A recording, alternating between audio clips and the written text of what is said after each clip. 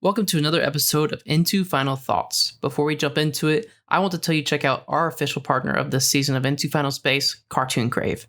Cartoon Crave is an incredible network and news source for all things animation, including Final Space. To learn more, check them out on Instagram at cartooncrave_ and at the Cartoon Crave on Twitter. Now, let's get into the episode.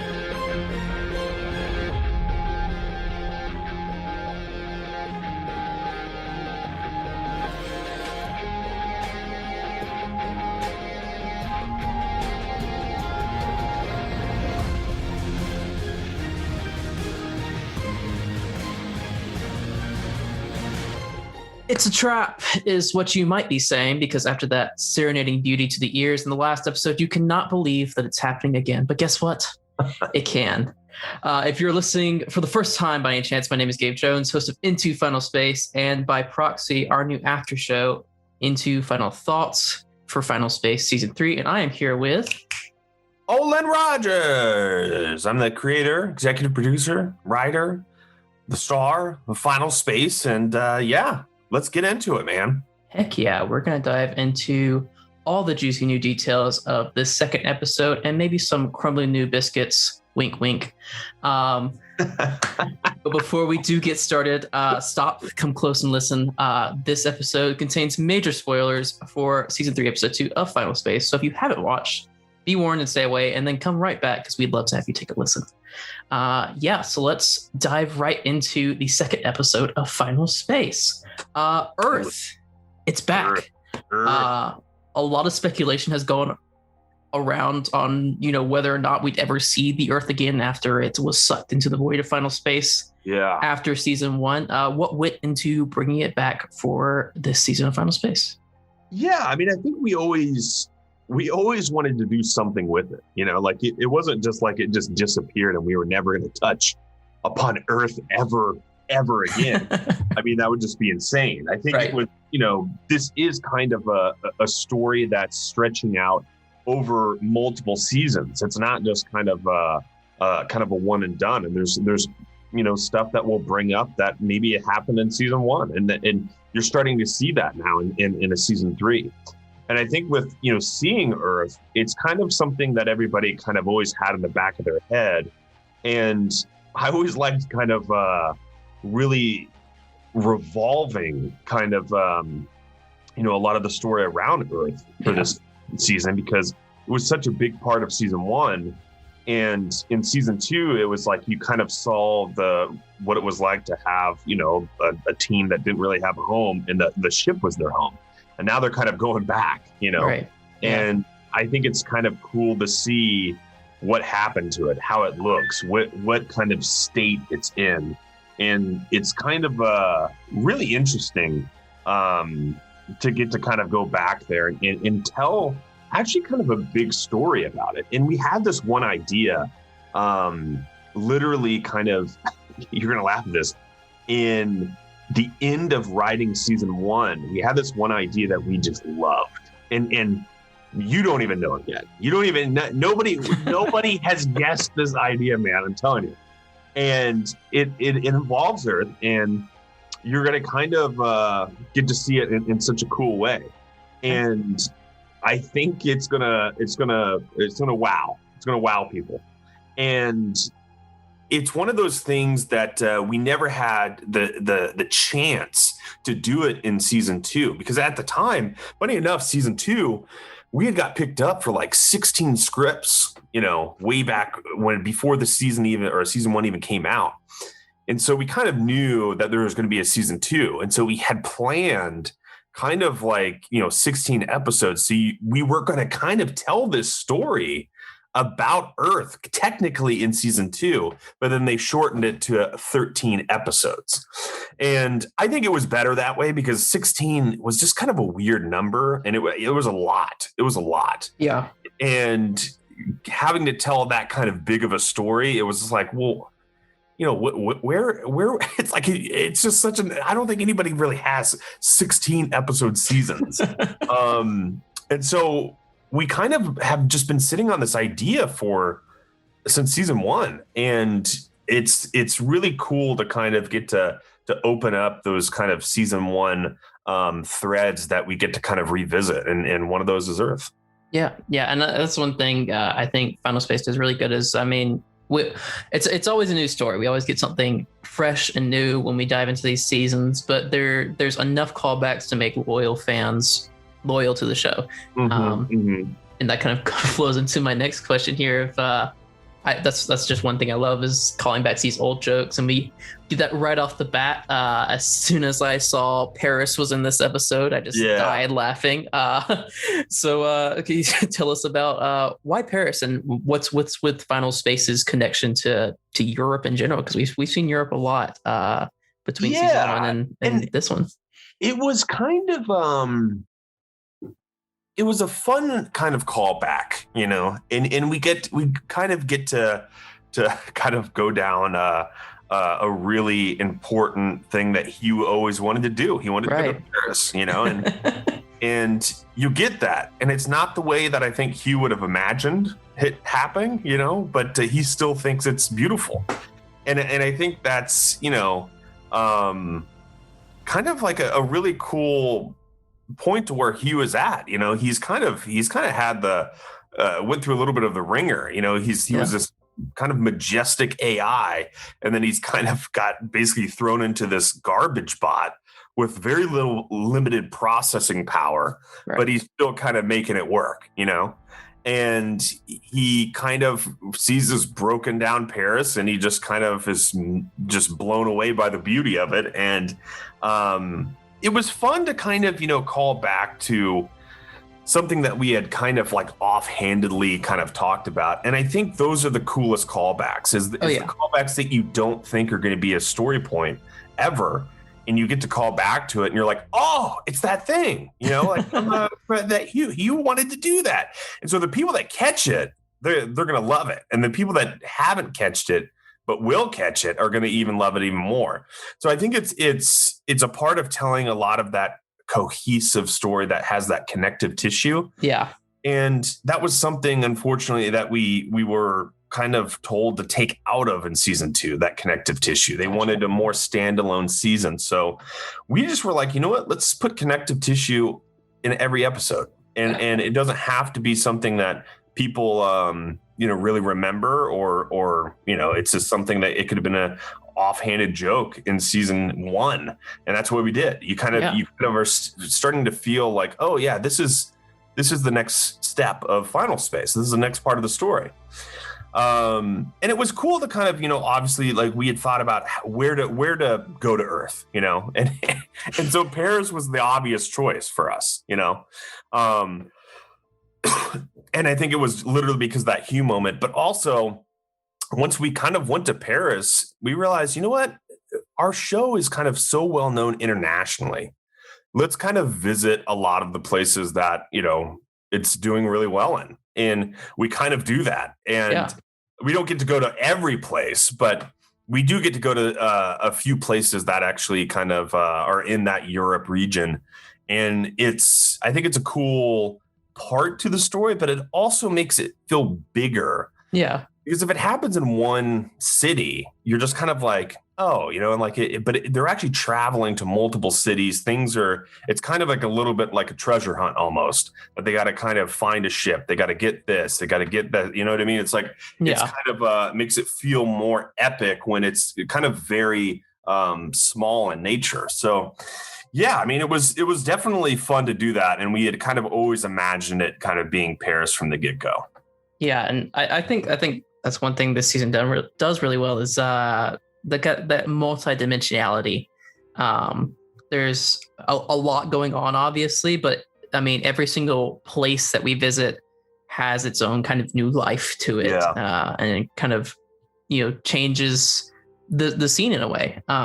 You know, we talked about the last episode, that those beginning shots of, you know, floating there in space, the sickly kind of vein looking location. And then, you know, we have destroyed Earth and, you know, all these really amazing looking just backgrounds throughout the show. Just absolute credit to Shadow Machine and the magic that those artists do. But yeah, so I think it does really well, and yeah, it's always fun to see a good callback for especially Hugh, who's just such a fun character. And yeah, and it was, I think even with just Hugh's character in general, it was fun to kind of, just give him a little bit of a story here, and you kind of get to see his body is kind of falling apart. And it's by the time he gets to the ship, he's got no arms, and he has this opportunity to kind of get his old job back, and it's kind of a really fun and cool moment to spotlight that. And I think it's just, it's that next evolution of Hugh, it's kind of Hugh 2.0. Like he got to experience all that. And I think he's in a different mindset, but also he kind of is starting to feel more like human, which is kind of a cool thing too. And I think we're only going to see more of that. And just get ready, because he has a really awesome moment by the end of the season. It's probably one of my favorites. We're super pumped about that for sure. So one thing I also want to talk about is now we've got our team squad kind of split up, and we've talked about this idea a little bit for a little while. But what inspirations did you have to kind of insert this dynamic to the show of splitting the team apart? Yeah, I mean, it's like Empire Strikes Back. You know what I mean? Yeah. And that's probably one of my favorite movies. And funny enough, this is actually what I wanted to do in season 2, was kind of have the group divided and then have them come together in a really cool way. And I didn't get to do it. So in this season, I knew that I was going to do it, because we have a lot of characters, and it's really hard to tell a story with kind of all these characters in one spot and to give a spotlight to all these characters in a scene. Yeah. So we knew that by splitting them up, we can really kind of start to focus and give each person kind of a moment, in each part of the story. So by doing this, we knew that it was kind of cool seeing who was going to go where, you know what I mean? Who are we going to split up here? Sure. And I think it was kind of a cool thing to dive into and split them up. And we knew that the two kind of beating hearts of kind of the show and the stories that we really wanted to dive in even further was basically Quinn and Gary and Avocado and Little Cato. Right. So we knew that we had to split those two up on their own adventures, and really kind of start to flesh those out in a meaningful way. And I think, the show just kind of goes and goes and goes and goes on a mission that you don't really get to have those quieter moments, those moments where you can kind of sit and just kind of talk. And so we knew we wanted to do that. And this was kind of the first glimpse of it. And you're only going to get more of it throughout the entire season. And it's it's cool that, we kind of got to start the season with a big action popcorn, episode, Yeah, absolutely. And I still stand by kind of the idea of what we did, because it's you can't set up the world and implement a story, kind of set up the story in the same episode. We have 21 minutes to tell our story. Right. And we cannot go a second over. We have to cut. If it's a second over, we have to cut it. So we typically, are just shaving off, parts of the episode because we have to meet that time limit, and that's just TV, Yeah. And so within 21 minutes, you can't set up the world of Final Space, what does it look like? What does it feel like? And set up a story. So we knew that we kind of wanted to do a little bit of a two-parter, which is, again, funny enough, what I wanted to do in season 2. Right. And basically you get to see the Earth side, and it kind of really spotlights Quinn and Gary. Yeah. And then episode 3 spotlights Avocado and Little Cato. Yeah. And in episode 4, it's kind of, a really kind of balanced kind of element where you kind of get the both of them. So it just kind of it just feels good. Like by the time that you get to those episodes, you're gonna be like, yes, okay, I see what they're doing. Yeah. And in this episode, you really get the first inklings of what's going on this season, right? What they got to do, what's the mission, Yeah. And it comes at a way that it lets it breathe more because we don't have to set up anything. Sure. And a lot of people, I think, might want to have done the reversal where it's like set up the story, then do the big action kind of thing. Yeah. But I think for that first episode, you got to come back with a bang. You got right. Yeah. Yeah. After how season 2 ended, definitely. Yeah. It's like we've tried the slower episode, which is essentially season 1, episode 1. Okay. That's pretty slow episode, if you think about it. And it doesn't really set up, the premise of what the show is about. You get that, the Lord Commander's looking after Mooncake, but you don't know about a breach. You don't know about anything. It's like it's kind of really contained and small. And you get one little kind of action sequence, but that's about it, And then season 2, it was kind of just overstuffed. There was not a 1 inch of space in that thing. Because they was like, we need more story. We need more of this. We need more of this, more jokes. And that's what we talked about last episode. It was just the need for exposition that really didn't need exposition. Exactly. And I think these first 3 episodes really balance that super well. And at this point, we've watched the 3rd episode together. I can't not going to spoil anything, but I think 1 sets up with this amazing, just cold open action. We establish the world of Final Space through this lens of survival. Episode 2 really sets up well for Gary and Quinn's story as they're going to go throughout the season, and then episode 3 it really plays well into the Avocado Little Cotto story. And so I think these 3 episodes are kind of the quintessential Final Space Team Squad trilogy. And honestly, this episode to me is.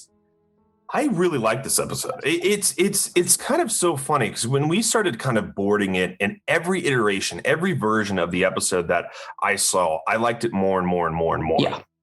And it was kind of it's really one of those episodes that to me feels like classic Final Space, and we get to kind of have that because of what that first episode kind of was like already kind of set up, which absolutely. is the world. So we didn't have to overstuff this episode. We could just kind of let it breathe and kind of, have a smaller moment here and there. And, and I think this episode just feels really balanced to me. And it's one of those ones that I always get a great laugh, a few really big laughs in there. And I love this one moment where you see Kevin Van Newton, Gary, Quinn, and Hugh, and they're flying on the Kevins. And there's this one song that Andrew actually did. And it's kind of like a new take on the Final Space theme. Yeah. And I remember the first song he put in there, it was just kind of this generic kind of action song. And it was still good. But it was kind of dark. And I was like, no. We need fun action Final Space.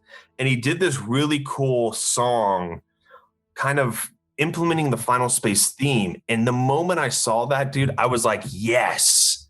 I rewatched that clip so many times, man. I burned out the kind of like click play button, because you feel the show in a very visceral way when you hear that theme. Yeah. When you hear Absolutely. the Final Space thing, you're like, I'm watching Final Space, like, and you kind of get a smile on your face. And I think that's one of the things that I really like about this episode is it's very light. It's very fun. You get some really nice emotional beats. And there's a lot of big things that are happening, but it never feels like it's too much. You know what I mean? It feels like it's just enough. And I think this is probably, the start of kind of really balanced episodes. There's a couple that I think, later on in the season that kind of juggle. I think whenever we get into sea stories, I start to kind of like, ugh, I hate sea stories. Sure. But sometimes you just got to service a character. But I think with this season, you're really kind of only getting A and B stories, and then it just goes straight into an A. It's very little do we have a C story. Yeah. There's only, I think, 3 episodes with a C story.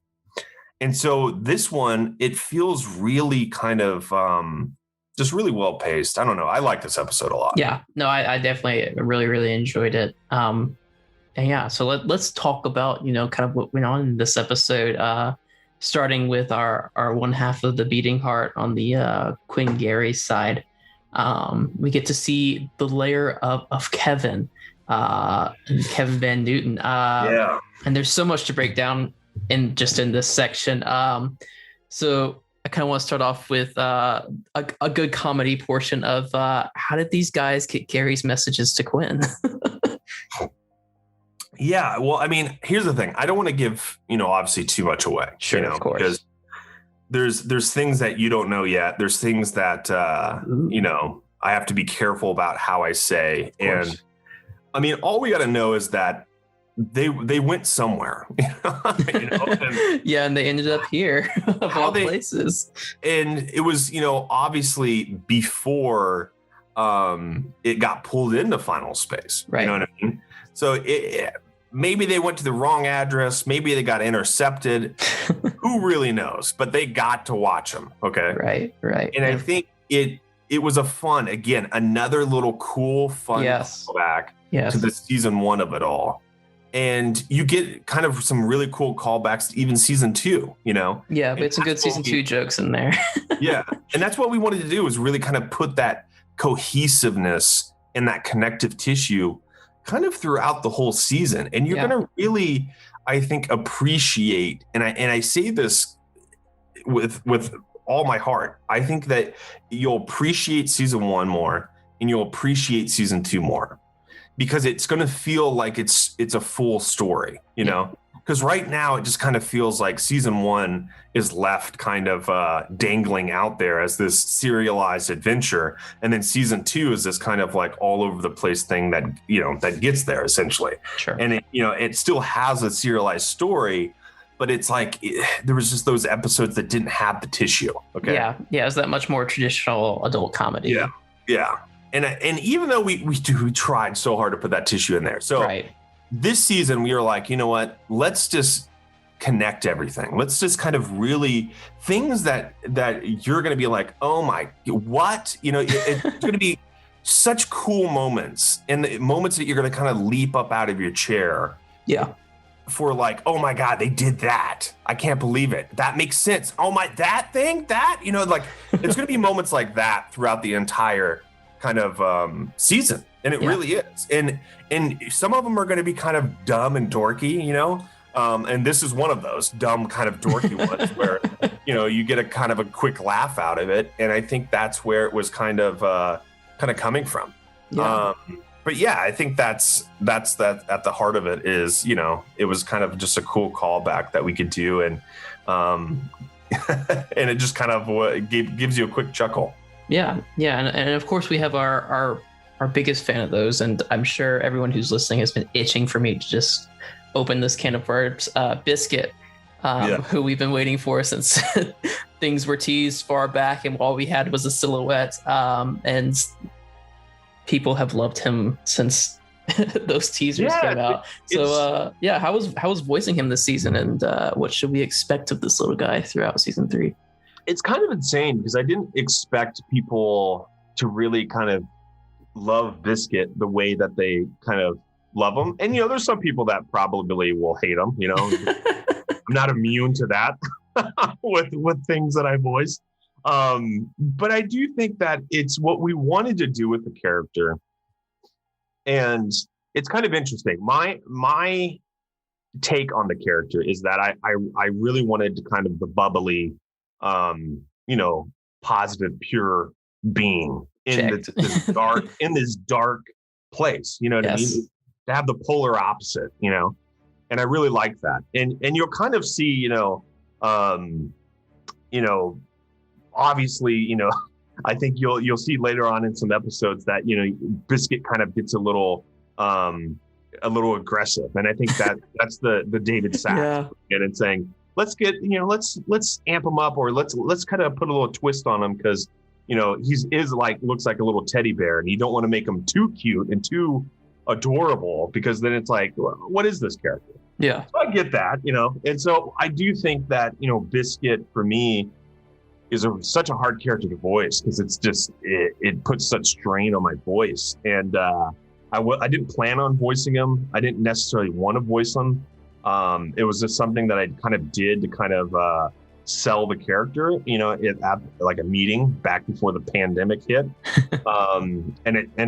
They got laughs, everybody laughed at the character, because it was just this goofy little guy. And then everybody that saw Biscuit, and surprisingly, I did the scratch for Biscuit. So I didn't even, because we didn't have any records. Like, I think we were actually at one point going to get somebody to come in and do them, because I'm serious. I didn't want to voice another character. Right. And yeah, it's so hard for me to voice characters and find enjoyment in it at this point. But I essentially, we were going to get somebody to come in and audition, and then I had to do the scratch of what I thought the character was. And I remember we essentially got the first note coming back, and it was like, "I love Biscuit" in all caps, and it was like executives. And I was like, what the freak? Like, I thought people would hate this character. And maybe they do. I don't know. Who knows? I don't even know how, because we were recording this before the episode. It could just be like, we hate Biscuit. Yeah, I severely doubt it, but I mean, you never know. Here's the thing. The moment you hear that thing purr, you're on board with Biscuit. Yeah. Like that's for me. I was like, we need to hear it purr, like an actual, because purring is like the most soothing, like stress relieving sound, and it actually kind of does that. Like, you hear a cat purr and you're like, man, things are going to be okay in this world, Yeah. And so with that, I think that character is going to be a comfort character for a lot of people. Oh, absolutely. And I think it's just another character that we can get, some comedy out of it. And as we start wanting to kind of make the show more dramatic, the note, will never go away of that this is a comedic, animation. Like, you can't make a pure dramatic show like this and still have a show. Right. You know what I mean? and we've already, I think, tested the limits. So we'll see what happens, if that season 4 comes around. But if it doesn't, then I think I know why this season of all seasons would be the potential end, is because it's dramatic, and it gets really dramatic. And the thing is, you have, a Tribor, you have a Biscuit, you have these little, like, characters that you can get some comedy out of, and I think we're starting to see that a lot of our core characters have these really deep, personal, dramatic, emotional stories. Yes. Yeah. And there is something to having a character that there's just not much going on with, and it's just it's Biscuit, it's like a little intern that knows how to fix stuff, just a whiz kid at fixing things. And I don't even know if Biscuit is an adult, a kid. I don't know what age Biscuit is. Biscuit's just Biscuit, and I think that's what it's just going to be for a while. But once I started getting into Biscuit and kind of voicing a character, I did start to have fun with it, and you'll start to see that. You haven't even seen it. There's actually one of my favorite moments, and it was completely improv, and I did it kind of in real time. I switched between the voices, so that was like that's something new that I kind of did this season. There was a couple moments where, in episode 3, you'll see kind of like this really cool scene, and I can't say between who, but I kind of go back and forth, and it's really cool. And with Biscuit, I was able to kind of do this conversation with Gary and Biscuit, and just do it in real time. And it plays so good. And I was like, wow. I didn't know I could do that, A, and B, it actually feels like, I'm talking to the character, and it's really funny. I actually love that little exchange. And it's not actually, there's another scene in in another episode that I do it. And I guess at that point, that Biscuit isn't, I guess I spoiled that thing. That Biscuit's not away. You haven't seen the last of Biscuit, I guess. Spoiler alert. But yeah, Biscuit, just so everybody knows, side character, okay? Not a part of the team squad. So don't worry. You're not going to be getting the in-depth backstory to Biscuit this season. Yeah, well, he's absolutely a fun character. I absolutely agree. This is going to be a lot of people's comfort character. And yeah, it's kind of another Tribor-esque character that just gives us a space to laugh, even when and that's things look dark. And that's something that we kind of wanted to do with Biscuit too. Is that Biscuit is an intern, but he's good at something. You know what I mean? He's good at fixing things. He's good at kind of, working with his hands and electronics and all that stuff. And I think that's with every character, they're good at something, they're not the butt of a joke. And I think that's what we try to do in this show is that even though that Tribor gets a lot of comedy and Biscuit will get a lot of comedy, they're actually good. They're actually talented. They're actually useful. Absolutely. And you're going to see that in the season. They're going to be doing useful things. So I think it's kind of cool to see that. And I think you're going to kind of, and for example, even Quattro Nostro, I know that was kind of like a big moment in the episode, and people are probably wondering where they're going to go with that character, but he's just an awesome character. Oh yeah. It's not even like people think that it was kind of like a joke character, but it's not, it's the character's actually really awesome. And I think a lot of people, at least from what I saw reactions after the episode, were actually really, really happy with how Quattro Nostro emerged, and this character that we're gonna see as the season goes on. He's a lot of fun, but he's useful is a good word to use. He's awesome. And you get to see more of that. And the thing is that the person that's kind of the joke out of that is Tribor. Tribor is the comedy area. Quattro Nostro is a serious character butted up with the joke character. So it's and I can see how people are like, oh, it's a joke. It's like no, this character is actually kind of buddies, kind of the son of this just insane character. And they interact really well together. I think they meld well together, because Tribor is, at the end of the day, very, very, very funny. And Quattro Nostro is more this, serious son of his. They play off each other very well. Yeah, and I think that's the really cool thing, is that you get to kind of see them play off of each other. And I think you're going to really like this character. And another thing is, like, we really get to kind of dive into just kind of putting a really awesome character, and we get to do that with a lot of these characters, is just kind of give them something of value, show them that, hey, this isn't a joke. This is actually kind of a really awesome character that is just a murdering machine that has all these skills and abilities. And I think with that, it's just such an awesome character to kind of see on screen, that we wanted this kind of almost anime-like character with Tribor. You look at Tribor and then you look at Quattro Nostro and you're like, well, obviously Quattro Nostro is the cooler one of these two. I don't know. But yeah, Biscuit is a great character, and I think people are going to really like Biscuit. I agree. And talk about the intern to Kevin Van Newton, who we now know creates the Kevins. How long have you had this character up your sleeve? And is there anything more you can tell us about him, or what we'll see with him farther down the line this season? Wait, say that again? Kevin Van Newton. How long have you had this character up your sleeve, and what can you tell us about him? Oh yeah, man.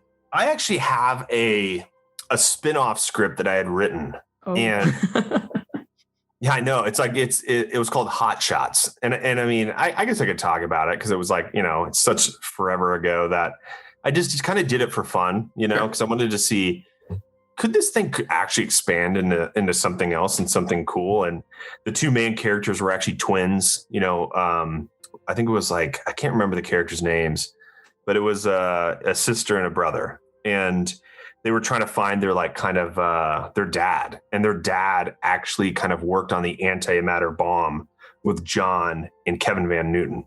And so they had to go to this planet. And so they had to steal this ship because the planet was so volatile. But they end up stealing the ship, and they go down to the surface, and you kind of basically see this just desolate lab. It's kind of just empty. It's on this storm-ridden world, essentially. And it was a little bit more dramatic, and there was only this one single Kevin on the kind of just insane, just kind of circuits all out, no shielding to it. And it was just kind of still around, just kind of putting around the place.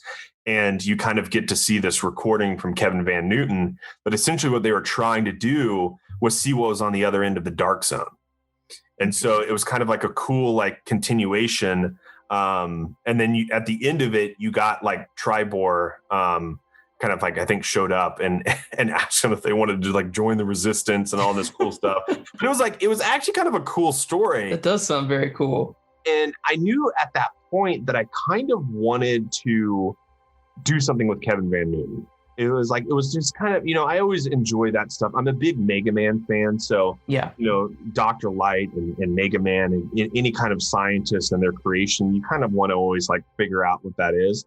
So we were man, it would be cool to really dive into Kevin Van Newton, the creator of Kevin's. And there's a lot of comedy there with Gary and the Kevins and the creator of Kevin's, and it's I think it was a fun character to write for. And sadly, we didn't get to kind of cast, the people or actually attempt even to get all, the person that we wanted because of the pandemic. But Tom Kenny just absolutely crushes it. He always crushes it. And that's absolutely. The thing is you don't want to ask Tom Kenny to kind of come in and crush another role because it's there's other actors out there. We got to try to get somebody else it just makes it fresh and lively and you get to hear a new voice and stuff like that. But every time that I get Tom Kenny to do it, I'm now I can't imagine it without Tom Kenny, you know? So yeah, it's a really fun character.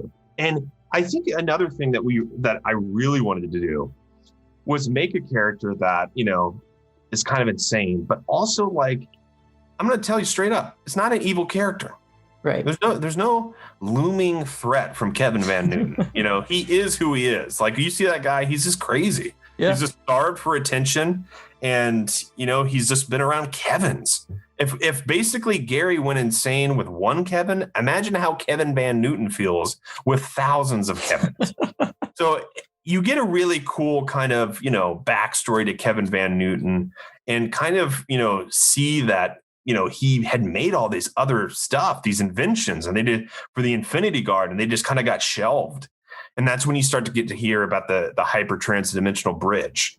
Yeah. And we knew kind of we were thinking about how do they get out of final space, And I really love, kind of shows that basically just kind of do something really sci-fi. And that's as sci-fi as you can get. I mean, that's it. There's so many Stargate, all those shows, they get to do some piece of technology that's kind of man-made, or alien made. And they get to kind of, go travel through places. And so we thought about this really cool story revolved around this kind of scrapped technology, and it's not the only piece of scrap technology that we're going to hear about, but it's it's this piece of technology that why did it get scrapped? And now because this Earth got pulled into final space, if they activate this bridge, they can go to this other point that was in our universe. And so it was oh man, that's such a cool thing.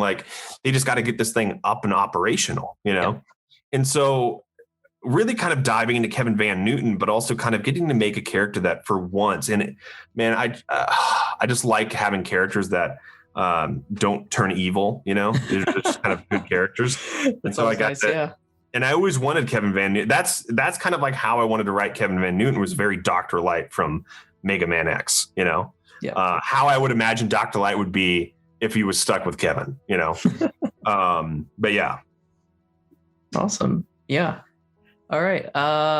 So we'll leave those two and head back over to our other half of the team. And yeah, this was for me at least. I think this was a great way to bring back our main evil. Apart from Invictus, we got Lord Commander back. What was it like, bringing him back into the season? And as always, what's it like working with David Tennant to voice this guy? Yeah, we always had a plan for the Lord Commander, and right. We wanted to always bring him back. But at the same time, in season 2, I mean, it's one of those things that we couldn't continue the story of the Lord Commander and make this serialized thing. So we actually had to kill him off in that first episode. So that's of season 2. And so that's one of those changes that we were forced to make. But I was like, I'm not ready to say goodbye to this character because I know what I want to do with this character. So how I'm going to do about it. And what I was hoping is like, okay, if I can just do this and kick it down the road, I can deal with it down the road, Yeah. And so that's what we did, was try to set up this larger villain that takes Lord Commander, and you get a little bit of that tease at the top of that episode. And so we thought about so many different ways about how to approach, bringing back the Lord Commander. And we thought, you know what, let's just have the Lord Commander just roll up, just show up in a big way. Yeah. And you're like, oh crap, it's the Lord Commander. And then let's get into how he got there in the next episode, you know?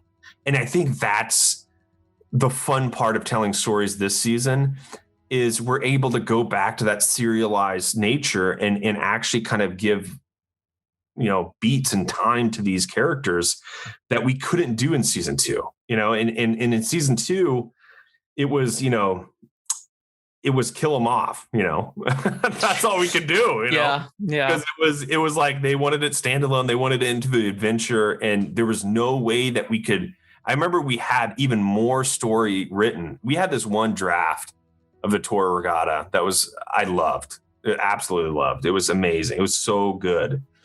And after 40 drafts from that point, it became something else, Right. But I think the version in there had so much more Lord Commander that first third draft, first and third draft had more Lord Commander, where he wasn't actually dead.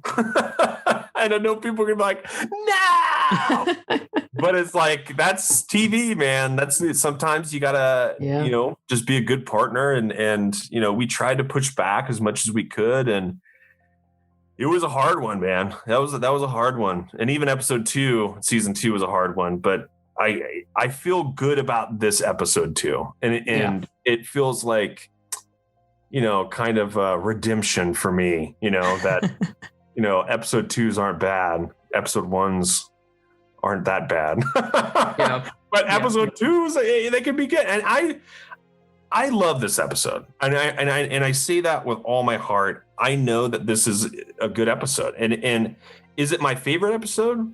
It's not my favorite episode, but it's on the list of hey, this is a really good episode. Right. And it's my favorite episodes of the season are down the line. They're coming. Sure. Once you get past, I think. Once you get to 7, 8, 9, 10, 11, 12, 13, those are when we get into my favorite territory. But I love 5. I love 4. I love 2. I love 3. I mean, I think the 2 that I feel like are the ones that I think aren't my favorite, but they're solid, are 1 and 6. I think they're solid. Yeah. And I think it's those are every once in a while you have to have an episode that has to do something for you. Sure. One has to set up the season, so you can't really do all the things that you really want to do in that episode. And 6 was one that it's just sandwiched between 2 incredible episodes. And that's why that one to me is just a softer episode. It's because you get these two massive episodes right in the middle. And so 6 is this episode that's kind of like, just it's the third kid in the bunch that's just like a little bit shorter. The big brothers are standing right next to it. That's kind of like 6. And it still is a really great episode. Oh yeah, absolutely. Fun. I think it's I think that's kind of what I'm kind of just, I don't even know how we got off this tangent. But anyway, I think you're talking about Lord Commander. Yeah, Lord Commander. And David Tennant is so good. He's probably one of the actual best voice artists that I've seen. I mean, when you see him record and that he gets into the performance, you're just like, oh my! You leave it with a smile on your face because I remember there was this one episode that you could kind of see in the third episode with the Ventrexian. I really wanted a scene where Avocado and Lord Commander are talking, and so I wrote this scene.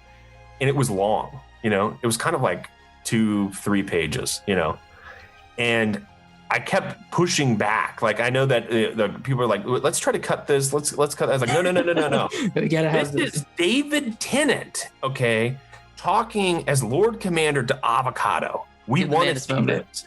And it was like, that's going to be as exciting as seeing Titans fighting on the screen. It's like, you want to see it. And I remember after the record, David was like, "Oh my God, I can't wait to see that perform. I can't see to see them talking, Yep. And ever since we put that in the scene, it's a kind of lengthy, it's not like super long. It doesn't feel over long, but you get this kind of really nice dialogue between the two characters that you have not seen. Yeah. And that's what we're trying to do this season, is trying to give you these things that you haven't seen that you've always wanted, because they're what we wanted to do, what we wanted to see, And so we get this really cool backstory with David Tennant, who just crushes it every single time he shows up. And we're just lucky to have him, and have his talent, because he's just such a good villain, and it's insane. He's so good. Yeah, he's exceptional, very versatile. So to those listening, make sure you tune in this Saturday. Watch the next episode of Final Space. Jumping back again, we've got a new ship this season. Whoop-de-doo. Yes. The Galaxy 2, a very classic name. It's a beautiful new ship, and we got Hugh back in the AI driver's seat. Let's talk about how the Galaxy 2 came to be. Yeah, it was an interesting one, because it's like, we wanted to kind of, in that first episode, really show the dangers, the threat, that they're not safe. And when you see that crimson light kind of burning, going through the atmosphere of the planet, you're kind of like, oh no, that's their home. They lost their home. So we always knew that a new ship was coming, Of course. And we wanted to kind of, put some meaning behind it, not just this kind of ship that they find and there's nothing there. And we like ships that kind of, have these meanings, because it makes it more powerful. And with this one, it's such a cool thing that you realize that Nightfall got this ship made, for this eventuality. I don't think Nightfall thought that she was going to die back with the sixth key, with the dimensional keys. I think it kind of caught her off guard. But I think that there was always that moment that they knew that they're going to go to final space, eventually, and they need a ship. They're going to need a ship, and because she needed a ship at one point. Yeah. So she got this thing made, and I think that shows you how smart that character was to plan for that eventuality, that if they ever got to final space and they needed something, they know where to go. Yeah. And so I think that's a really cool thing about this ship, is it's interwoven with Nightfall, and you get a really nice moment kind of with Quinn, and when Kevin Van Newton asked about Nightfall, is you kind of see that they know that sacrifice didn't kind of go in vain. And I think it gives a really good callback to the character, because I know a lot of people were upset to see Nightfall go at the end of season 2. And the thing is, like, Quinn is, of course, pre-Nightfall, but at the same time, she's her own character. And we've seen that play out really well in these past 2 seasons. Of they were both their own independent characters, but at the same time, the same person. So to see that kind of callback in this was really, really nice. Yeah, and I think it's it's starting to set something up within Quinn. Right. You're starting to see the beginning of an arc happening with her. And I think you have the Gary Quinn story, the Gary Quinn story, but there's also something going on with Quinn, and you're going to really start to see that come into play. And it sucks because I know where the story is going, and there's so many things that I wish I could spoil and post. And because there's like really awesome shots in the show that I'm like, I can't show that, Right. Yeah. And Quinn is kind of like one of those walking spoilers, and I can't show past a certain episode, and I'm excited for what people are going to say and see where her story goes. And I think it goes to a really cool point. Even you don't even know where it goes, but it's really cool. And, and it kind of going back to the ship of it all. I mean, there was a moment that we really kind of wanted to, potentially, I think, name the ship Nightfall, but then it felt like I think it would have been confusing, Yeah. because it was such a big character, and that would almost been a disservice. I was going to say the same exact thing. Yeah. Like it needed to be something bigger. And so we went a bigger route with it. And I think it's really cool. And I think people are going to be really happy to see kind of, like Nightfall isn't really gone, Sure. It's like Nightfall planned things and it planned the ship. So there's the eventuality that Nightfall could have planned other things, Sure. So we'll see. I mean, I think it's you're starting to see something really cool happen with Quinn, and you're only going to get more Quinn. You're only going to get more Quinn and Gary. And I think Quinn has one of the best episodes, and you've seen it. It's down the line. It's not too far away. No, and I think with this ship, we really kind of wanted to kind of make something that was very kind of reminiscent of the Galaxy one, but it had its own flavor to it. It was almost like a kind of a little bit more of like a hot rod almost, Sure. Like it had a little bit, it looked fast, but it still had that Galaxy one element to it. And I like the ship. I really do. Because it feels like you get a lot of those cool moments. It's big, it's expansive, and that's the thing I loved about the Galaxy one is that it just felt like a bigger home, and the Crimson Light felt so crowded. It was just that the team squad got so big and the ship didn't change. So it was just so crowded. And so now they're in a bigger ship and you get to see the room, you get things are breathing, you're in a new home.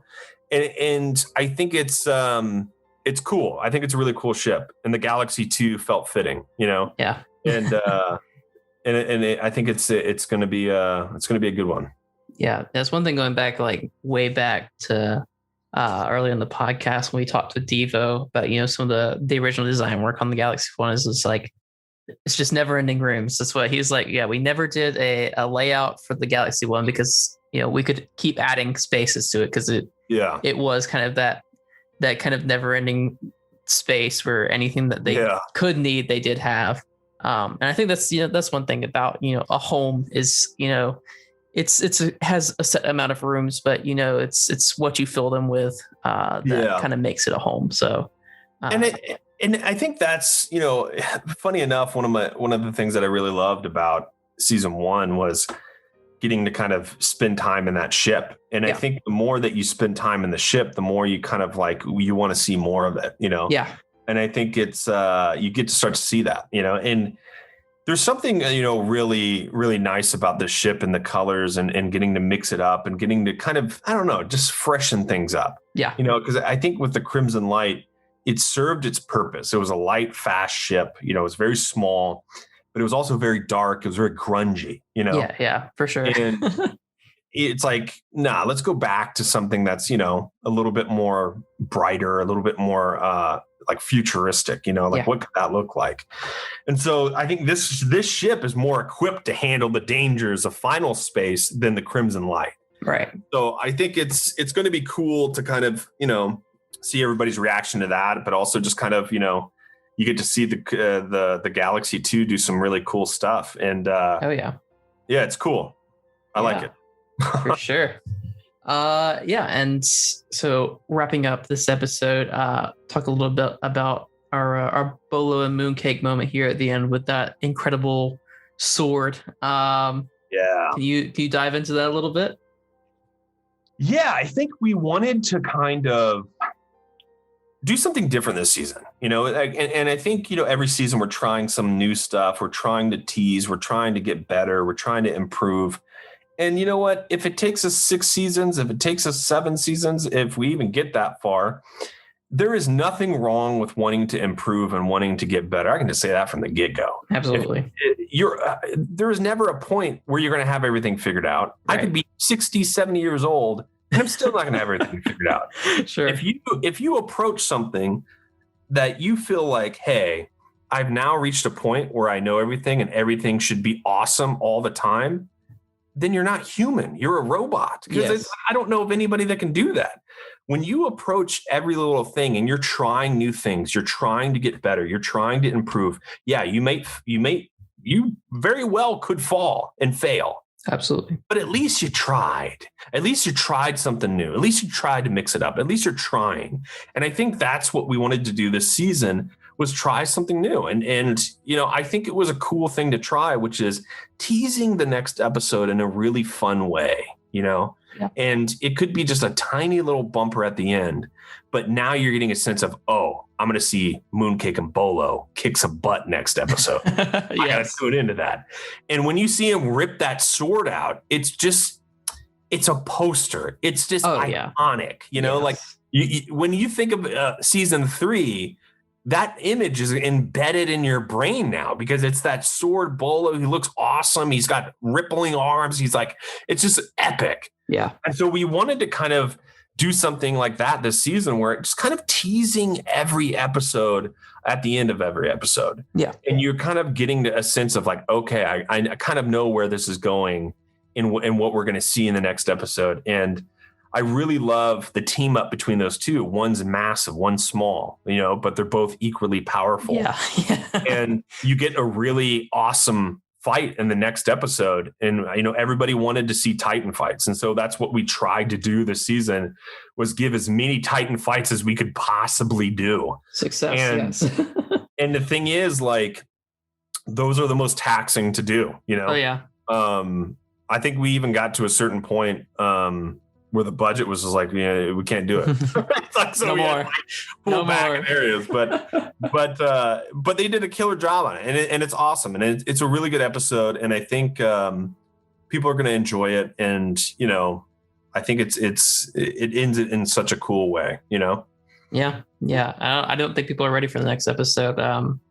But to wrap up here, what can you tell us going forward about episode 3 of season 3, and so what can you hint at? Yeah, this is going to be, I think, a big episode for people to digest, because you're getting to see a backstory to Avocado, and it's called the Vitrexian for, like a reason. And the thing that I think is people just got to know this, is that we know where we want to go with this. Okay. And you're going to start seeing kind of, that really confident storytelling where it's like, hey, we know what we're doing. We're doing this, and enjoy it, cause or not enjoy it at this point. Cause it is, I think the coolest thing about this episode is I know where it's going, and it's not just one season arc, it's a multiple season arc. Yeah. And you already kind of, it was already sprinkled and teased to you in season 2, and it was kind of, and we can really dive into a lot of things. And I know some people will say, but what you said another thing, and it's like, I think at this point, I just got to let people watch the episode. And then I guarantee you there's going to be a lot of people that's going to want to listen to that episode in particular. Oh yeah. Yeah. If you're loving the podcast so far, definitely come back next week. Cause it's going to be a killer and we're going to have a really great breakdown of that. Yeah, for sure. Yeah, absolutely. But yeah, so if you did happen to stumble on this episode after you watched episode 2 of season 3 and you missed our last one breaking down the premiere of season 3, definitely go check that out on Spotify, Apple Podcasts, or wherever you listen to your podcasts. If you are listening to us talk about Final Space and you love it so much that you just feel it in your heart to go follow us on your favorite podcast app and rate us if you're listening on Apple Podcasts, that would be amazing.